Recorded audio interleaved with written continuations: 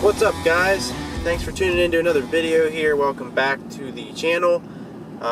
It feels pretty good because I'm finally caught up on all my content.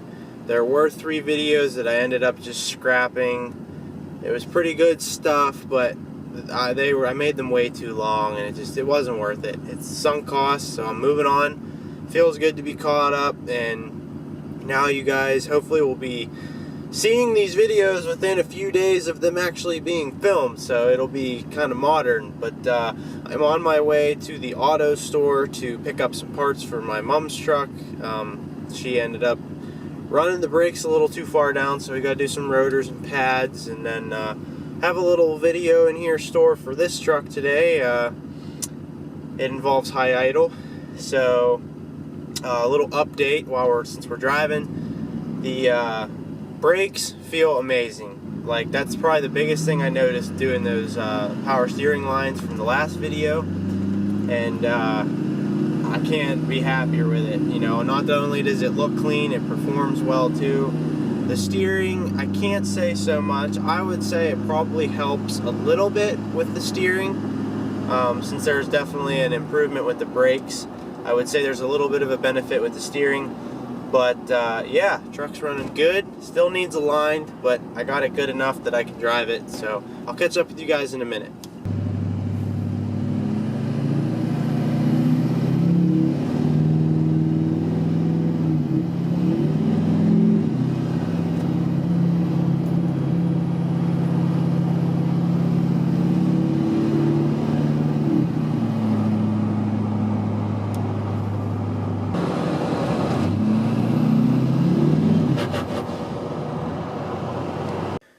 So this is what we have in store for today. Should be a pretty straightforward install. First order of business, I gotta get this thing done, get brakes on. Not gonna film that. Nobody really probably cares. But yeah, so a thing with the high idle, you notice that one has a switch. So on the LB7 and the LLYs, you can just run, I think, 1 wire, I believe. You don't have to have a switch. You can run 1 wire, and then your cruise control is, you use that to do the high idle. Well, this one works the same way, but you have to have the switch. I'm guessing it's just because of the different ECMs. Like, you'll see there's 2 ECM pins on this one, and then it has a ground, and then it has a power lead that goes right to the cruise control fuse. We'll get into all that in a minute here, but yeah, just wanted to let you guys know that. I haven't really dug into why it's different, but it's just different. Kind of sucks I have to have a switch, but I already have a place for it. It shouldn't be bad, so I'll catch up with you guys in a minute here, get this truck out of the way, and we'll get working on that.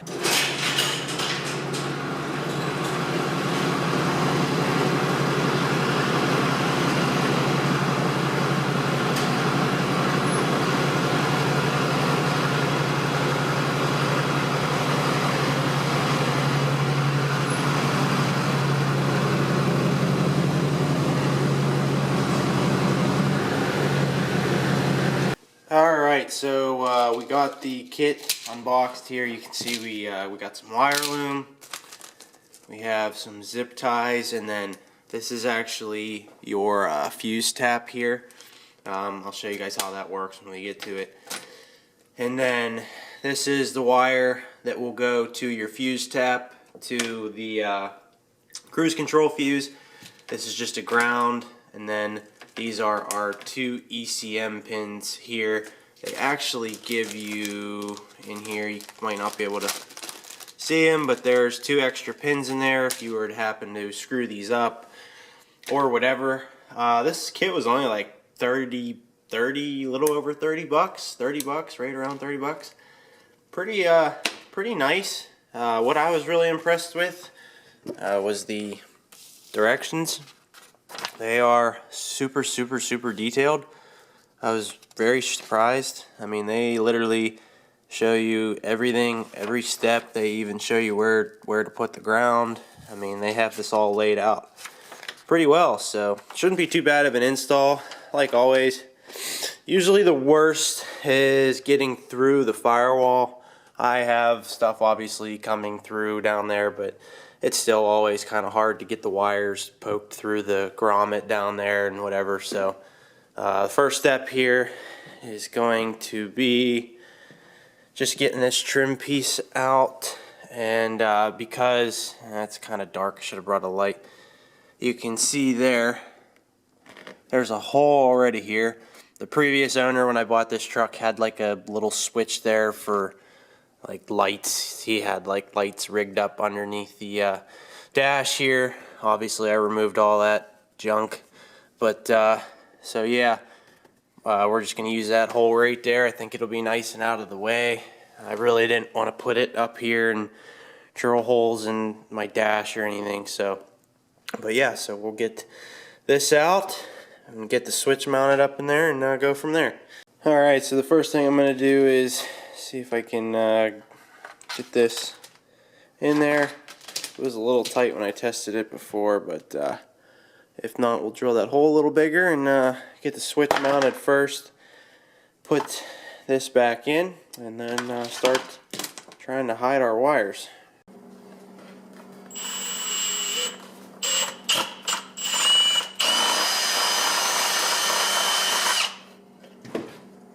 Alright, so we got the switch mounted up in the hole there. You can see it from the back there. Gonna have a little, I don't know which, if you can see these wires here, which side it's gonna be better. I think I'm gonna go like that and push these out to this side. So just gonna play with running the wires and whatnot, and then yeah.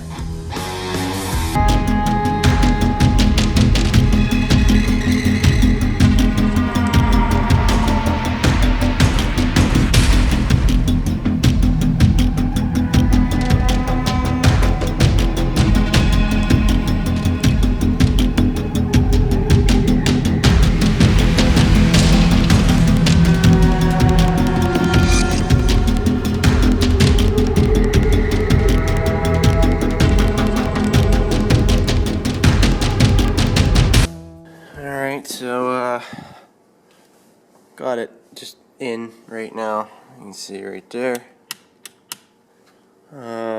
Just kind of threw them up there. Next thing will be, you know, organizing this under here and getting this through the firewall. Probably won't video that because it'd be boring. And then once we get that out in the firewall, we will work on getting the ECM plug undone. Show you guys which pins and all that jazz, so we'll catch up in a minute here. So I just got the wire pulled through the firewall there. So what I like to do is, you can see I have the pins are electrical taped to this other piece of wire. So this is like the insulation on this wire is like really hard. Like it's like a really stiff piece of wire. So what I like to do is shove this end through the firewall this way, pull it into the cab as much as I can. I just tape onto the other wire there, and just simply pull it. You can basically just pull it right through, and it gets harder and harder because I don't know if you guys can see down there, but I have quite a bit of stuff coming out of the cab. So yeah, space is becoming limited, but it's through. So we'll work on getting that to the ECM there and just kind of neat and tidy stuff out here. Then we'll move in there and button that up. So we're going to work on this now and getting the ECM plug out. Alright, so we got our book here ready to go for the pin numbers and whatnot. We did get the plugs undone here. Just so you know, you gotta do the bottom one first, then the top one up there, and then I just pulled them over here.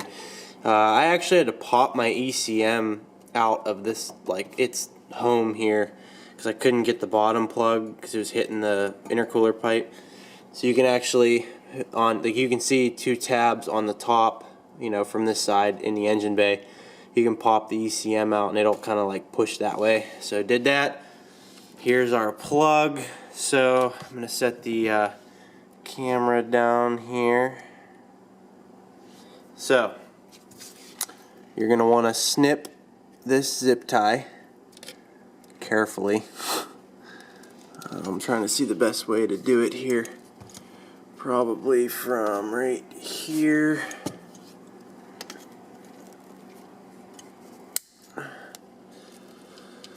So you snip that. Then take a screwdriver and you pull this whole way out. So we are looking for pin number 8 and number 60. So let's see here. You can see in these corners, let me see if I can get you guys a better shot. Like this corner here is 96. You might not be able to see the numbers. This is 24. 73 over here. So 8 is going to be 1, 2, 3, 4, 5, 6, 7, 8 will be right there. And then 60 is going to be 73 is here, 72, right there. So you can kind of just got to count away and you can find each one. So I will catch up with you guys in a minute. We are going to get these pushed in. Alright, so I got the pins ready to go here, all through the wire loom and everything. Alright, so again, number 8 is going to be this back row. So get my screwdriver. 1, 2, 3, 4, 5, 6, 7, 8. You can see, let's see if I can, it's going to be that open slot between the purple and the brown wire. So let's see if I can grab a pin here. Another thing you got to make sure too is the tab. There's a little tab on these. See it sticking up there? That's supposed to face this way.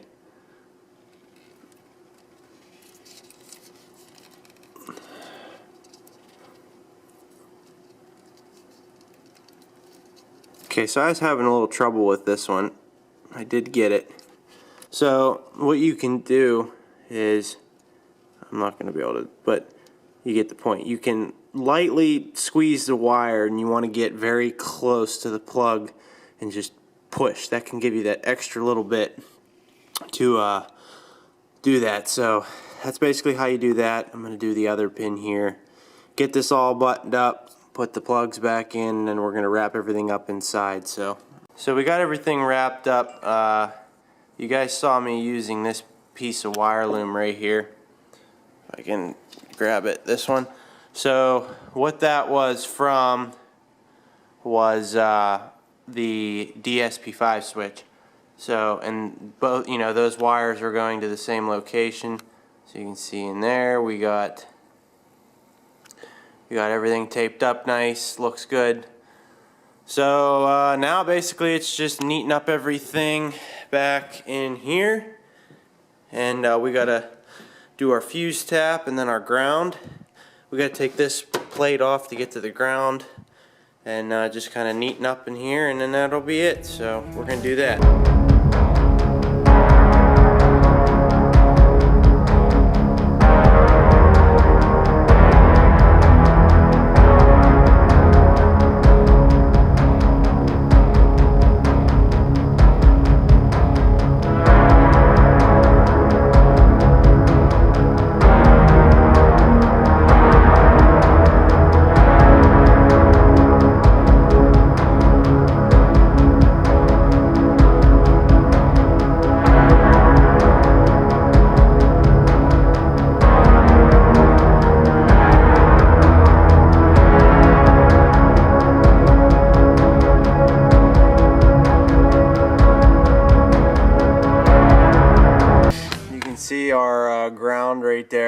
I still gotta, you know, wire tie everything, but in generation to the steering wheel.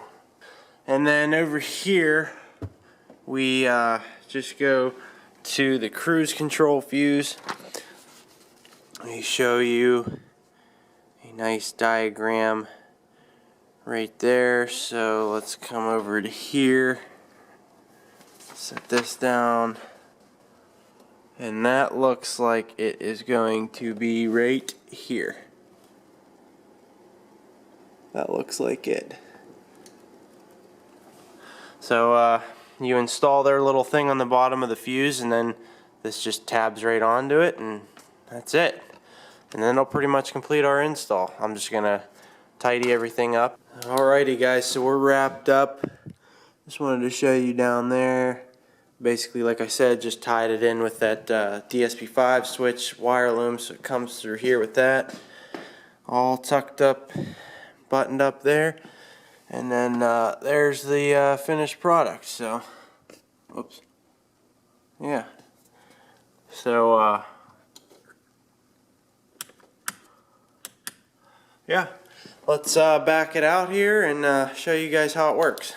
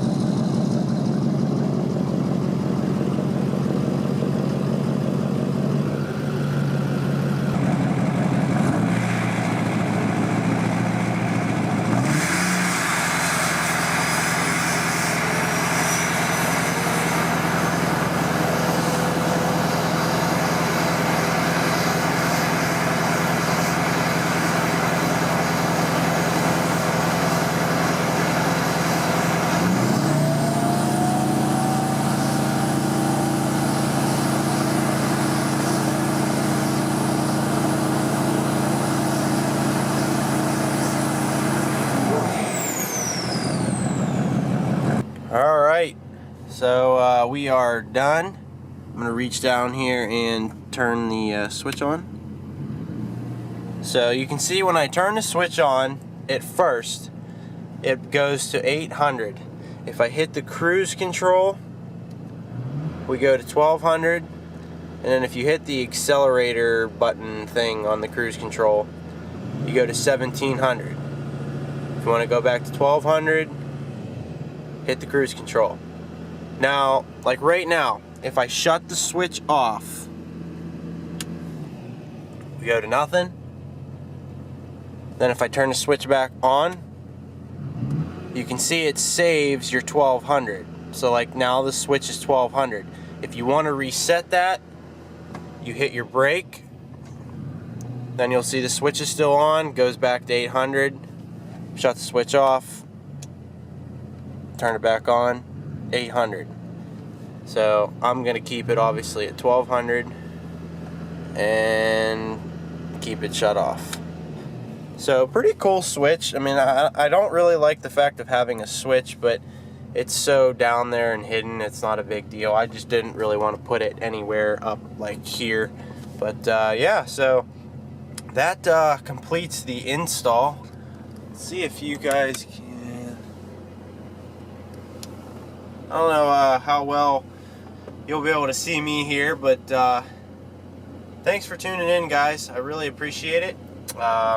Hope you like this video. Hope it helps some of you guys out if you decide to install a high idle, or maybe you're on the edge of installing a high idle.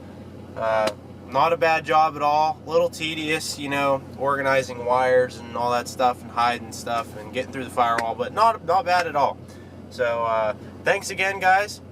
It feels good to be back making videos on time and on schedule. So I hope to keep this coming pretty regularly, doing little things. There's a ton more to do to the truck, so if you haven't already, please like and subscribe. It helps me out a ton, and we will catch you on the next one.